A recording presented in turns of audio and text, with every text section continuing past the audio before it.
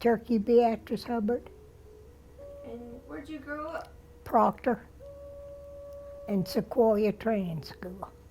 Had to walk a long ways, and then when we went, we had to take our hens and trade them for sugar or whatever we needed. Whatever my grandma needed, we stayed with her, and we had to walk them miles and take them chickens down there and chase them around, let them get away from us. Well, me and Edna and Jesse, we used to play house. We'd get rocks and make our own little houses. We each lived in a little house apiece.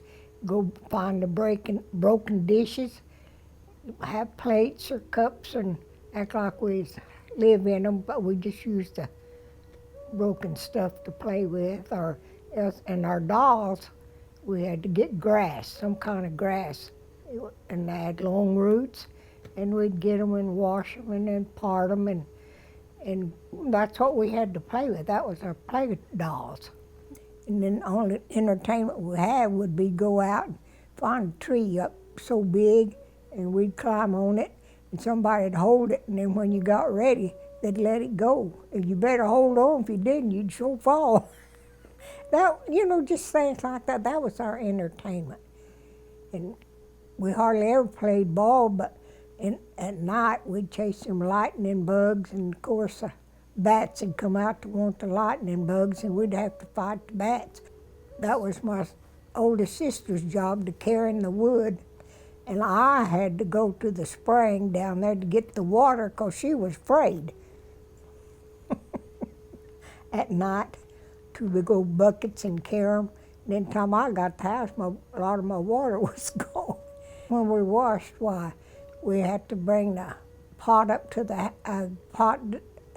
house and fill it full, and they rubbed on the rub board.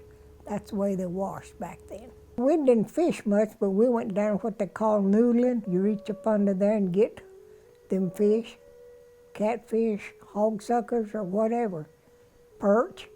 We caught a lot of fish like that, just noodling. And then had them big old sycamore trees on the creek. We'd climb up them just like I could climb them. Then we'd get up there and kind of swing on a limb.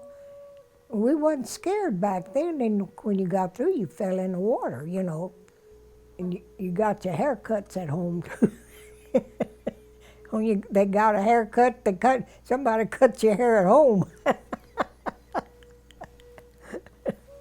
But I used to speak my Uncle George Reese when I was little, before I went to Sequoia. He said I could talk Cherokee, but when we went up there, they took the language away from us, so we didn't get to talk it. Sequoia was a really good school, that training school. We done everything. They cooked up there. We had to do chores and get up in the morning at 6 o'clock, made your own bed. And whatever chores we had to go do it, like to the dining room or to the hospital or whatever. And then we'd eat, and we marched in there like the army, 2 by 2. They taught us how to sew and you do the laundry, and of course I was always punished. And I'd have to run the mop over the hallway. It was long. If you didn't mind, you got punished. That's the way we got punished. And then we had to go to Sunday school every Sunday, and we had to take baths, and then we had to polish our own shoes. I was in the acrobats, that's what I done. We had that, and then not only that, you could play basketball or any kind of activity you wanted, and I didn't ever get to go because I was always being ornery. We had to put out strawberries, and then have to help pick them. I forgot how much. We didn't get very much money. I think it's penny a quart, 2 pennies a quart or something like that. It wasn't high. But a penny back then, you could buy some pretty good suckers. And we'd can a lot of stuff. And what we didn't can, like the cabbage and potatoes and sweet potatoes and stuff like that, we had to go out there and dig a hole put hay in it, and then we had to put the cabbage and stuff, store it in there underground. And then in wintertime, it stayed warm, so we'd go get it, like turnips and stuff like that. We had to keep our milk in the spring and the butter. We had what they call a milk box. They made a box, and that's where we kept the milk. But when it rained quite a bit, well, them buckets and stuff turn over in the spring, turn over in the milk box.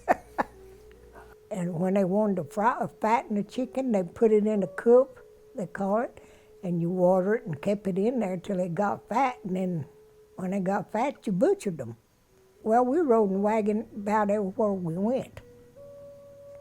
They used to ride in a wagon taking the strawberries to Tahlequah, because that's on the transportation they had. We had tomatoes, we had to pick them, and then they had a man from New York come down here in a big old van-like thing. He'd come down here to my grandpa's and pick them strawberries. Tomatoes. We'd pick them green, and then kind of get them kind of yellow looking. So Tom, he got to New York, they were ripe. And every year he'd come. And then Jesse, sometimes we'd sleep on the porch.